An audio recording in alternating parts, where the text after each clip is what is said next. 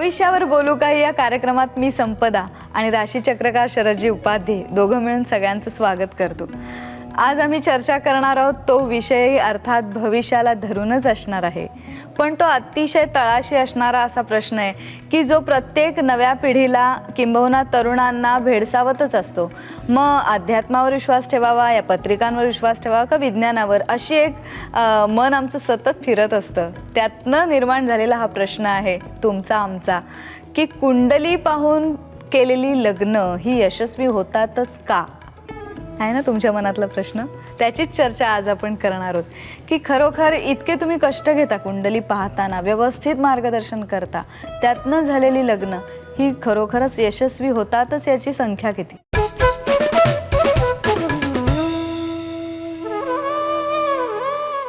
Match तर झाली पत्रिका, लाईफ टाईमसाठी आपण एकत्र येणार, त्या स्वभाव कळले हेच राहणार. पण ग्रह बदलत असतात, ग्रह प्रत्येक राशीत बदलत असतात, महादशा माणसाच्या बदलत असतात, अंतर्दशा असतात, विदशा असतात, सूक्ष्मदशा पण असतात. एवढं सोडून दे, पण आपला एक मोठा काळ सगळ्यांचा चाललेला असतो. तुला काही दिवसापूर्वी तू कुंडली काढून पाहिली तर वेगळ्या दशा होत्या, अमुक एक वर्ष गेल्यावर आता वेगळ्या आहेत. मग तुला असं आढळतं कधी कधी काहींचं बालपण खूप कष्टाचं जातं, उतरव्यात कम्फर्टेबल असतात, काहींचं अगदी वेगळं, इतके कष्ट काढतात आणि मग नंतर हळूहळू फरक पडायला लागतो. खूप चांगल्या मुली असतात, लग्न होईपर्यंत माहेरी छान असतात, सासरी गेल्यावर काय होतं कोण सगळं बदलतं. जी मुलगी लग्न होऊन घरी येणार आहे ना, तिचं हे पाहिलं पाहिजे. तुला एक उदाहरण देतो म्हणजे कळेल. एका मुलगा मुलगी दोघे आलेले होते, त्यांच्या पत्रिकेवरनं मला असं रिडिंग मिळालं की ह्या मुलाचे वडील 2 महिन्यात जाणार आहेत, समज जुलैमध्ये जाणार आहेत, मे महिन्यात लग्न. मी तर मुलाला स्पष्ट सांगितलं की तुम्हाला पितृवियोग हा जुलैमध्ये आहे. कोणी मृत्यू सांगत नसला तरी थोडंफार तापत अभ्यासाने कळतं. तर तुमचं लग्न मे महिन्यात होणार, हे जुलैत जाणार, आणि आजही सुशिक्षित लोक म्हणतात ती पांढऱ्या पायाची आहे. मग मुलाचे वडील वारले तर सून पांढऱ्या पायाची, मुलीचे वडील वारले तर जावई नाही पांढऱ्या पायाचा, हे असं टीका होतात. मग त्याने व्यवस्थित समजून घेतलं आणि घरी पण सांगितलं की वडिलांना तर सांगायचं नाही, पण ते जेव्हा घडलं त्याला कोणीही तिला दोष दिला नाही. पण जर हे रिडिंग दिलं नसतं तर आजच्या काळात पण बायका असं करतात. ज्या बाईला मूल नाही तिला हात लावू देत नाहीत बाळाला, हळदी कुंकवाला विधवाना बोलवतच नाहीत. आता हा पारंपरिक हा सगळा भाग झाला. पण आम्ही अशा पत्रिका पाहतो तेव्हा ज्या ज्याला तुम्ही एकत्र आल त्याला अगदी विरुद्ध बाजू होणार नाही, पण तुम्हाला दशा पण येत असतात. मग तुमच्या विवाहस्थानात मंगळ आणि मंगळाच्या दशा 7 वर्ष असतात, यावेळेला खटके उडणार. हा मॅच मेकिंगचा प्रश्न आहे, तुमच्या करंट प्लॅनेटरी पोझिशनचा प्रश्न आहे. मग तुम्ही असं म्हणू शकत नाही पत्रिका 36 गुणांनी जमल्या आहेत, सगळं छान आहे म्हणजे काही वाईट होणारच नाही. ग्रहमान आहे ना, तुमची पूर्वकर्म आहेत, पण निदान डिवोर्स होणार नाही, ॲडजस्टमेंट होईल. तो म्हणेल की चल झालं, मी रागाच्या भरात बोललो, आता तू मनावर घेऊ नको, असं तरी होईल. पण जर पत्रिकाच जमल्या नाहीत, मुळातच ती नको वाटते व्यक्ती, आणि त्यात ग्रहमान प्रतिकूल आलं तर तो म्हणेल की चल आपलं नाही जमलं, आपण सेपरेट होऊया, असं वाटतं. म्हणजे प्रत्येक वेळेला विवाह हा तुटलाच पाहिजे, फक्त हे एवढं एकच संकट असू शकत नाही की विवाह तुटेल का, हे संसार सुख तुटेल का. तर त्या वेळेला एक विशिष्ट कठीण परिस्थितीही येते आपल्यात, त्याच्यातही आपण बरोबर मार्ग काढला पाहिजे. मग याच्याबद्दल तुम्ही मार्गदर्शन करता तर ते फक्त कुंडलीवरनं समजतं का आणखीन तुम्हाला कोणती शस्त्र हाताशी असतात? शस्त्र म्हणजे एक तर पामिस्ट्री आपल्याकडे, फेस रीडिंग आहे. म्हणजे राशीचक्र पुस्तकात मी 13 विषय दिलेत. त्यात मुख सामुद्रिक चेहरा बघा, पण मुख सामुद्रिक फेस रीडिंग म्हणजे कोणाकडे तरी ऑफिशियली बघत बसण्याचा परवाना नाही आहे. जाता जाता कळलं पाहिजे ही कशी आहे, कपाळ कसं आहे, गाल कसे आहेत, कान कसे आहेत, असं एक एक अवयवाचं रिडिंग नाही, ओव्हरऑल एकत्र करायचं. जसं पत्रिकेत सगळे प्लॅनेट आपण एकत्र करून सामुदायिक एक रिझल्ट बघतो, तसं पामिस्ट्रीमध्ये काही वेळेला पत्रिका डाऊटफुल वाटते. 42 ते 45 ज्यांचा जन्म झाला ना, ती वॉर टाईमची होती पत्रिका, त्याला वॉर चालू 1-1 तास घड्याळ पुढे केली होती. ज्योतिषांना माहिती नाही. आणि मी जर म्हटलं तुमची टॅली होत नाही, तुमची पर्सनॅलिटी आणि हे टॅली होत नाही, तर हात बघू. तर आपल्या करतलावर ह्या आडव्या रेषा इथे असतात ना, या करतल म्हटलंय मी, हात चुकीचा शब्द आहे, हात इथपर्यंत असतो, पाम रेडी, तळहात. तळहात. तर या रेषेला तर 15%च महत्व आहे. करतलाचा आकार, रंग, स्पर्श, उंचवटे, शुभाशुभ चिन्हे, रेषांची खोली याच्या एकत्रित परिणामास फलादेश देणे म्हणतात. मग कोणाचा मिलिटरी पाम असतो, कोणाचा कोनिक असतो, सायकिक असतो, हे उंचवटे दाबून बघायचे. हा शुक्र, गुरु, शनी, रवी, इथे बुध आहे, इथे चंद्र आहे. कधी कधी चंद्राचा उंचवटा खूप चांगला आहे पण शुक्राचं बिघडलं आहे. त्याला मी काय सांगेन, तुझ्या मुलीशी लग्न करतोय ना, ती प्रचंड प्रगल्भ विचारणे, प्रेमळ आहे, चंद्र बलवान आहे, डोमेस्टिक ड्युटीज तिच्या दिवसाच्या खूप चांगल्या करेल. बेडरूममध्ये आल्यावर शुक्र चालू होतो, तो बरोबर नाही आहे. तर तू अपेक्षा फार ठेवू नको रोमॅन्टिक. एक छानपैकी संस्कारात वाढलेली मुलगी जशी वागेल तशी वागेल.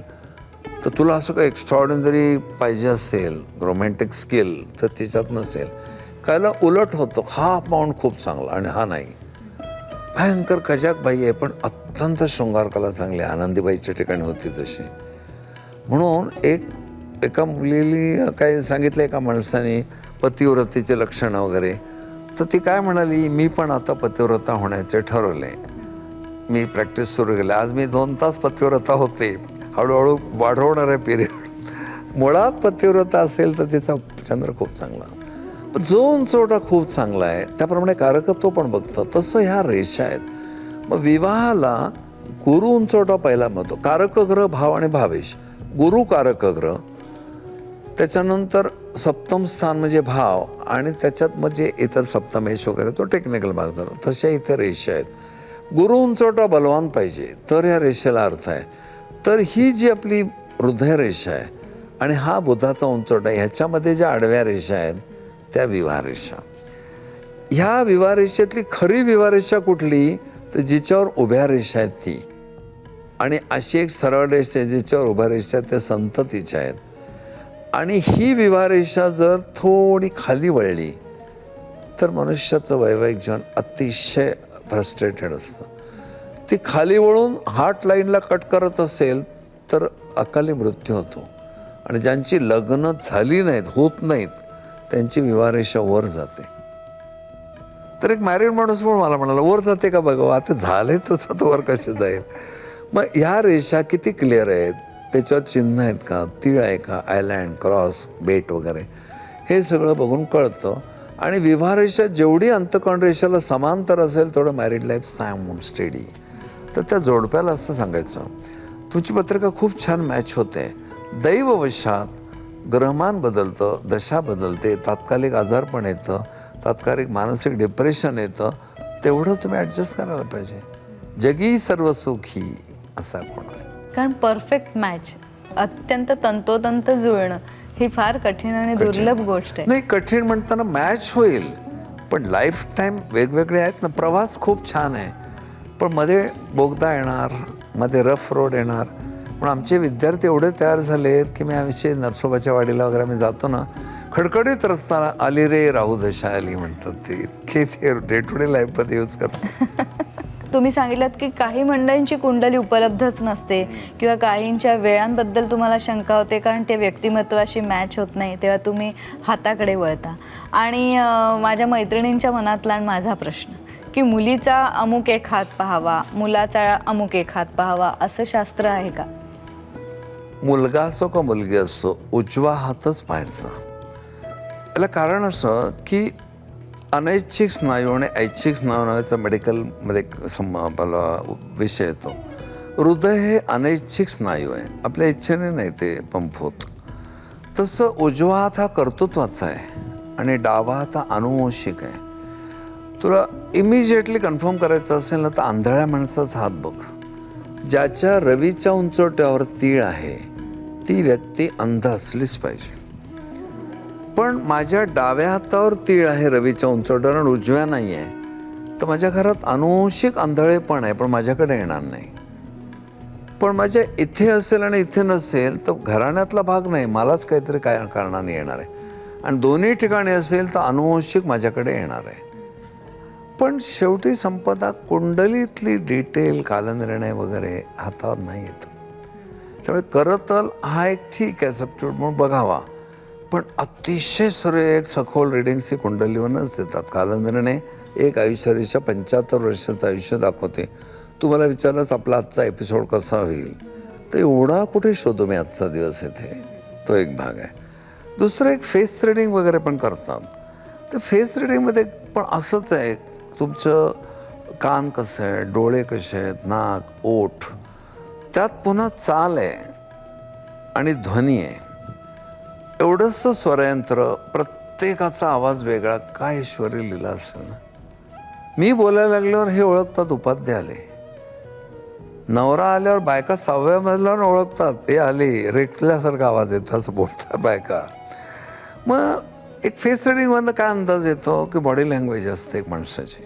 आता मुलगी बघायला गेल्यावर माझ्यासारखा माणूस एका क्षणात जी रिडिंग काढेल वेगवेगळी, सामान्याला कळणार नाही ते. त्यामुळे कानाच्या पाळ्या कशा आहेत, ओठ कसे आहेत, चाल कशी आहे. तू सकाळी ठाणा स्टेशनजवळ उभी राहा आणि माणसं कशी जातात कामावर बघ. जाताना भरभर चालतात, झपझप, आणि येताना तुरुतुरू येतात. जाताना मस्टरच्या भीतीने जातात, येताना घरच्या ओढीने येतात. चालीत फरक पडतो. पण चाल बघायची, ध्वनी बघायचा. कुजबुजणाऱ्या लोकांमध्ये 2 प्रकार आहेत. एक प्रणयोत्सुक लोक कुजबुजतात आणि रहस्यमय बोलणारे लोक कुजबुजतात. बायकांची सवय असते बघ कुजबुजायचे एकमेकांच्या कानामध्ये, हा एक प्रकार असतो. खूप मोठ्याने बोलणारा माणूस दिल खुलास असतो. मोठ्याने बोलणाऱ्या लोकांचा त्रास होतो आपल्याला. तू गाडीत बघ, काही जमातीचे लोक क्याव क्याव क्याव करत असतात. नाही सुटलं आता बॉम्बे सेंटरचे डबे काढतात, चकल्या बिकल्या सुरू करतात. ओपन हार्टेड असतात ते. आणि संथ आवाजात बोलणाऱ्या माणसांमध्ये संतुलन असतं. असं पण बघून आपल्याला जोडीदार मॅच करता येईल स्वभावापुरता, पण बाकीचं पत्रिकाच पाहिजे. आणखीन कोणकोणत्या पद्धतीने कुंडली जेव्हा साथ देत नाही त्यावेळेला अन्य प्रकारे तुम्ही टाळता? अन्य प्रकार हा फक्त स्वभावापुरता मर्यादित राहतो. कुंडलीतल्या मॅचमेकिंगवरनं तुमच्या सगळ्या पातळ्या कळतात. आणि असं होतं कधी कधी मानसिक पातळीवर एखाद्या व्यक्तीशी आपलं छान जमतं, बौद्धिक पातळी मार खाते. मानसिक बौद्धिक दोन्ही जमत नाही, पण लैंगिक सुख परमावधीचं मिळतं. पण कुठेतरी तडजोड करायला लागते. महाभाग्यवान लोक असतात ज्यांच्या विवाहस्थानात शुक्र असतं, त्यांचं सगळ्या पातळीवर जमतं. आणि आपल्याला आश्चर्य वाटतं काय वेळेला 45, 50, 55 वर्षाचे माणसं असतात, काल लग्न झाल्यासारखे, hi darling come on let's go, इकडे तिकडंच. केवढा आनंद रसरशीत असतो त्यांच्या ठिकाणी. तर आपल्याला ती स्त्री किंवा पुरुष कसे वागतात यावरनं कळतं की ते खाजगी जीवनात सुखी आहेत का नाही. आणि फार गरज आहे ती मोठी. जोपर्यंत तुम्ही संसारात आहात, एकदा बाहेर पडलात, वेगळाच मार्ग आलात, वेगळे विषय चिंतन सुरू झालं की मग ह्याचं महत्त्व राहत नाही. म्हणजे कुंडली पाहिली, गुण किती जमतात हे कळलं की तुम्हाला त्यातली यशस्वीताही मांडता येते. गुण नाही, सगळंच सर्वच त्याची जे बुद्धी आहेत ते सगळ्या पातळ्यावर ती जमली पाहिजे. म्हणजे संपूर्ण अभ्यास त्या. ज्या वेळेला शृंगारिक जीवनाचा प्रश्न येतो त्याला योनी, प्रकृतीचा प्रश्न होतो तेव्हा नाडी, असं सगळं गण स्वभाव हे सगळं. बरोबर. आता नवीन जे प्रकार आलेत लग्न जमण्याचे, म्हणजे एखादी नायिका उभी करतात आणि तिचं स्वयंवर योजतात आणि मग जी लग्न होतात, पुन्हा मग त्याच्यानंतर काही दिवसांनी पुन्हा वर्तमानपत्रातनं बातम्या येतात. ते सोडा, पण त्या व्यतिरिक्त लग्न जमवण्याचे यंदा कर्तव्य आहे असं सांगून जे जमवाजमवी असते त्यात किती तथ्य आणि. सगळ्या लोकांसमोर 2 व्यक्तींना येऊन प्रश्न विचारायचे, बघायचे कधीच जमत नाही. दोघेच असे जाऊन बसले कुठेतरी, घरी म्हणा, हॉटेलमध्ये, अमुक म्हणा, किती ओपन अप होऊ शकतात ना. म्हणून मी मुलगी दाखवण्याचा प्रकार का विरुद्ध म्हटलं. त्या मुलीला तर बेलो डिग्निटी वाटतंच, पण काहीच बोलता येत नाही ना. आता एखादा मनुष्य वृषभ राशीचा आहे किंवा तुळेचा आहे, त्याला खूप दिलखुलास बोलायचं, मग तो म्हणतो तू वाईट वाटून घेऊ नको, पण मला ना शृंगारिक जीवनात खूप इंटरेस्ट आहे, तर तुला आहे का तसा. इतकं स्पष्ट दोघे एकांतात असलं तर बोलता येतं. त्याउलट एखादा म्हणतो की बघ मॅरिड लाईफ वगैरे सगळं आहे, पण मी ना बेसिकली खूप कल्चर्ड फॅमिलीतला आहे, आमच्याकडे देवाचं खूप आहे, तर तुला तसं काही नाही ना, श्रद्धा वगैरे नाहीस ना तू, हे दोघे असताना बोलता येईल आपल्याला. आणि तिला खूप बरं वाटेल की ती एकट्याला सगळं सांगू शकेल. सगळ्यांसमोर ती कसं सांगेल देवाची तुला आवड आहे, हो हो म्हणजे काय असंच म्हणणार ना ती. असं फरक पडतो.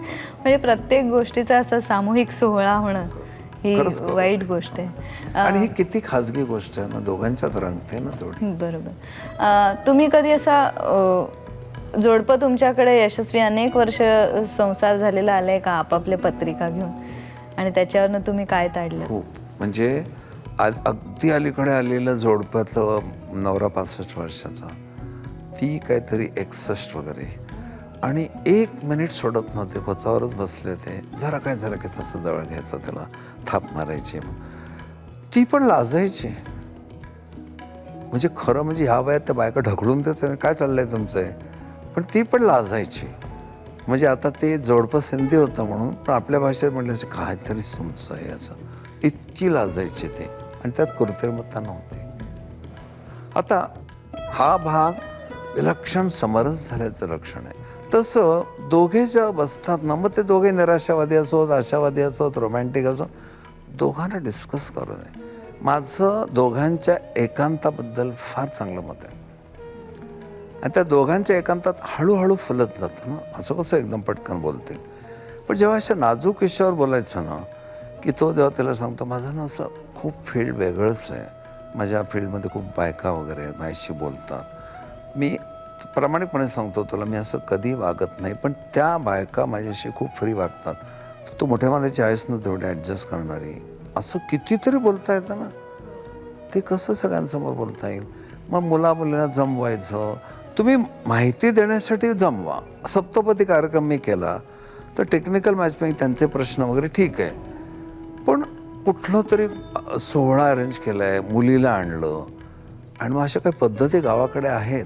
जसं लग्नामध्ये, मी एका लग्नाला गेलो होतो, दहीवडी म्हणून गाव आहे तिथे, आणि तिथे कोण प्रेझेंट देतो तर शरद उपाध्ये पितळेचे भांडे दिले आहे असं काहीतरी तिकडे पद्धत. तसं या ठिकाणी अमुक मुलगी आलेली आहे, जी कोण तिचं नाव घेतात, तिचं वय अमुक आहे, हात वर करा कोणाला ह्याच्यात इंटरेस्ट आहे, इतका बाजार मांडलेले प्रकरणं मी पाहिले. मुलीला एम्बॅरेसमेंट होते ना.